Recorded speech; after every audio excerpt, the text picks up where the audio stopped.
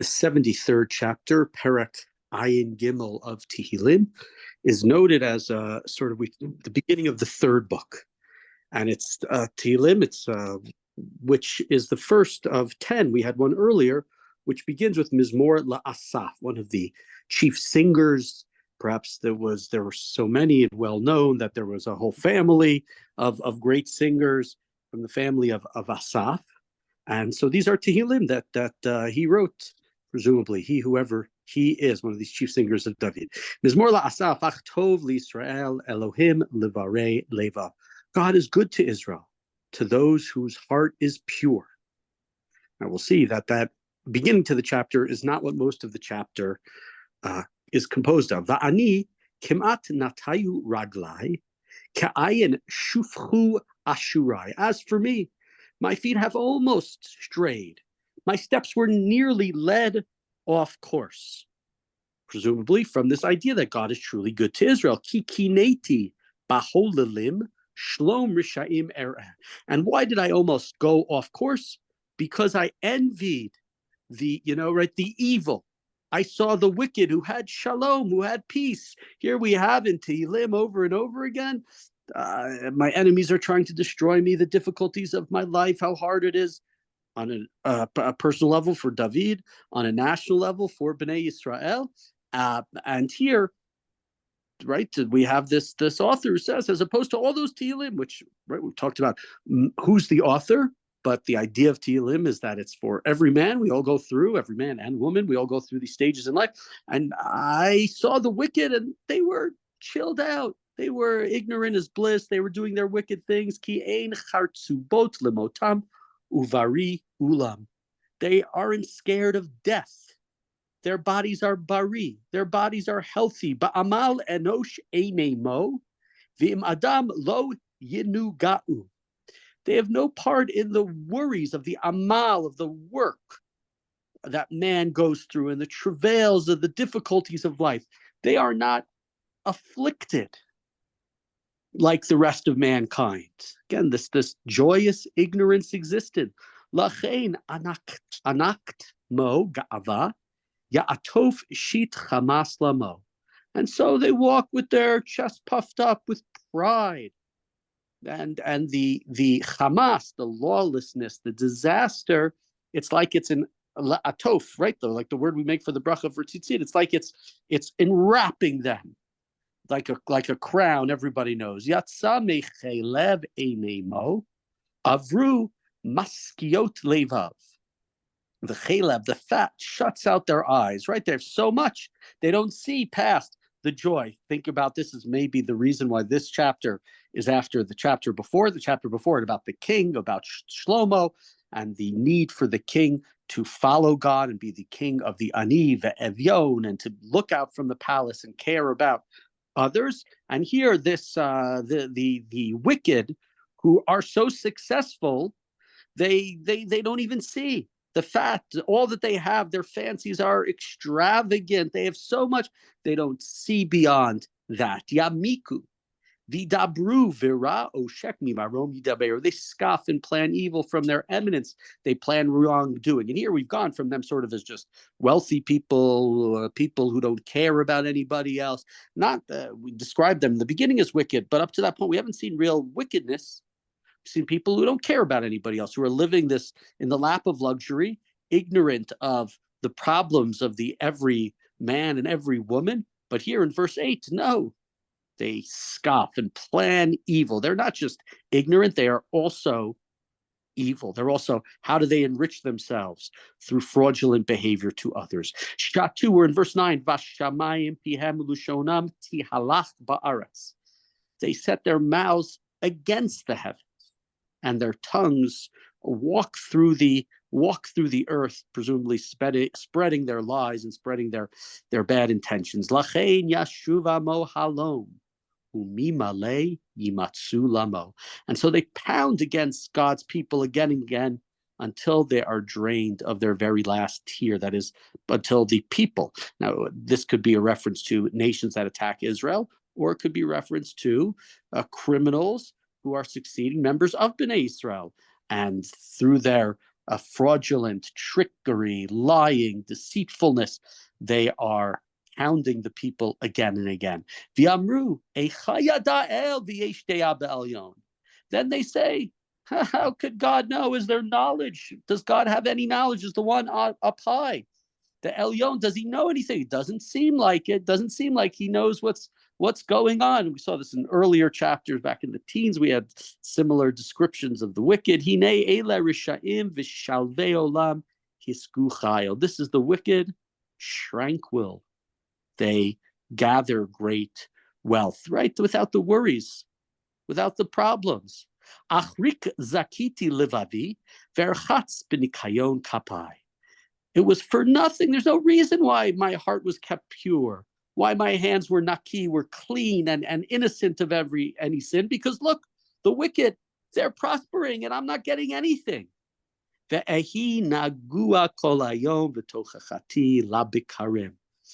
Right? They're living lives of happiness, tranquility, peacefulness. They're living with shalom, with no worries. And I have been constantly nagu. I've been constant afflictions every day. Each morning, right, in the boker, I have tochachot, I have punishments, I have chiding, I have problems, and they don't. Imamarti asparach chemo, hine dor banecha vagadati. Had I decided to say these things, I would have been false to your disciples. So I applied myself to try to understand this. So I'm upset about it. I don't understand. Why am I following the mitzvot? Why am I moral? Why am I not cheating in my business life, etc., etc.? And now I'm going to try to understand it, but it seems a hopeless task. Now, of course, this is not the only place. The book in Tanakh, which we have not gotten to yet, but we will in a few months, is Eov. Eov, that's what the book of Eov is about. Why do bad things happen to good people? Why are we tortured? Why, God, why are you doing this? To try to understand this seemed a hopeless task. It seemed like I couldn't get an answer. I couldn't get an intellectual answer as to why. I couldn't understand it until in verse 17, Ad avo el mikdashe el avina la'acharita. Until I entered God's sanctuary and reflected on their fate. Ach b'chalakot tashit lamo hipaltam lemasuot. You surround them with flattery. You make them fall. Right? They fall down. Echayu lishama chiraga safu tamu min balahot. How suddenly they are ruined, that they are swept away by terror.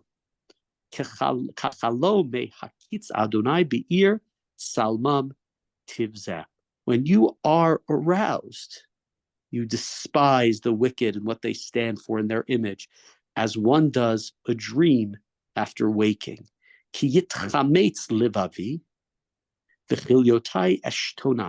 My mind, there was no rationale, there was no reason for it. My feelings were numbed. Va'ani va'ar v'lo eda behemot hayiti imach. It was like I was dumb without knowledge. I was like a behema. I was like a brute towards you. I listened to you, but I was like a brute. I didn't understand. Va'ani tamid imach achazta biyad yemini. Yet I was always with you, and God, you always held my hand. You always supported me. You guided me by your counsel and led me toward honor. Mili, we're in verse 25. Vashamayim, we'll give talk a little bit more about it when we read all the verses. Mili vashamayim v'imcha lo chafatzi ba'aretz. Who else have I in heaven other than you?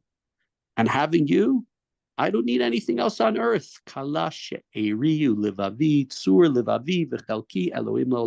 My body and my mind fail, but God, right, manages to support my mind. God manages to keep me forever, to be like a rock that it remains forever. So even though it seems that I'm having these troubles and then maybe I'm limping or I can't walk the same way I did or can't hear the same way I did, God is with my portion forever. Kine richekecha yovedu, hitzamta kol zoneh mimeka. Those who are rachok, those who are distant from you, ultimately they will be lost. They will perish. You will destroy those who are untrue to you. The word zoneh, like a zona, prostitute, who's right, and intimacy is not true with a person. They are with many. So, ba'ani kirvat Elohim li tov. But for me, they are rachok in 27. I am karov. Shati ba'adonai Elohim machzi l'saper kol mala'achotecha. Right? So I'm near to God when they are far, and God is good.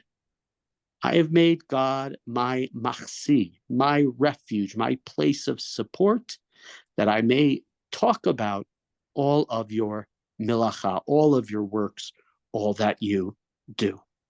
And so it's a chapter that discusses the most difficult of all questions, the question of why bad things happen to good people. I don't understand. Why are the wicked prospering? Why am I suffering? I try to be good. I follow ethics. I follow the norms. And in the middle of the chapter, there is a transition. And the transition is less intellectual.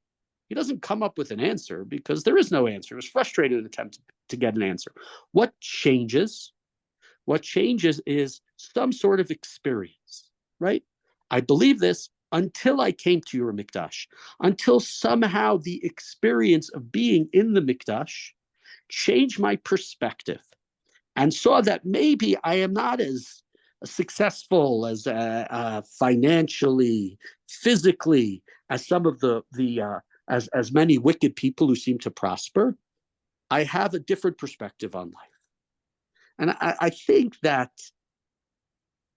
you can't give an answer to why bad things happen to good people. It's a question that's right. Eov doesn't get a good answer. Eov told that he's told at the end of his book he's right because he spoke truth and he didn't say, I was punished because I was a sinner. There's no answer to that. The only hope that we can have is a change in perspective, that somehow some sort of experience opens up our eyes, that we see more, that we have a little bit of a greater understanding, that maybe, we see that the world is not run from our eyes as fair. But if we change our focus and we change our understanding, then maybe we can see beyond our limited scope. And that's what happens here. He comes to the Mikdash. He recognizes God. He has some sort of spiritual, religious experience that goes beyond the person who he was before.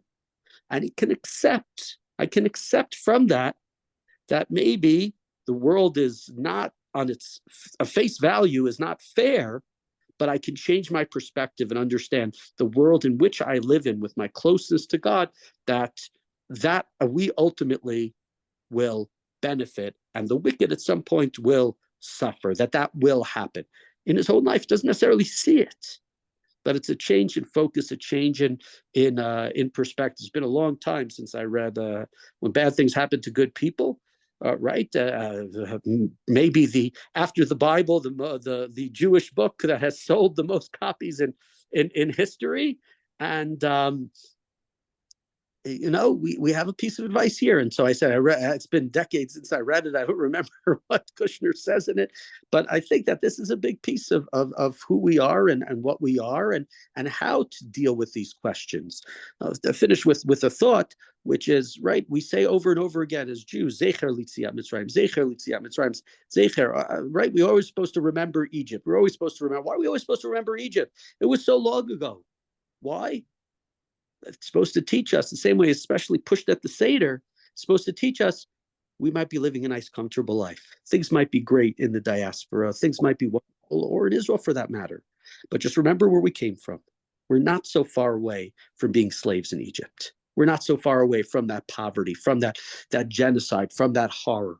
And our lives need to be lived in a way that we don't look at ourselves as these great, amazing, haughty people. We're regular people. Today, the world is in our favor. Tomorrow, the world might not be. And because of that, we have moral responsibilities. We need to understand this. So shift, in focus from it's not fair. That person has all of these things and I don't have these things.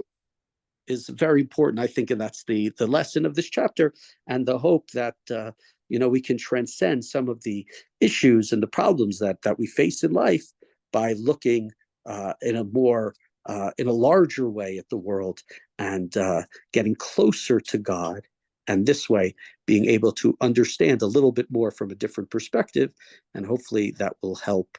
That's the advice from Asaf, to help people with these sort of difficult questions.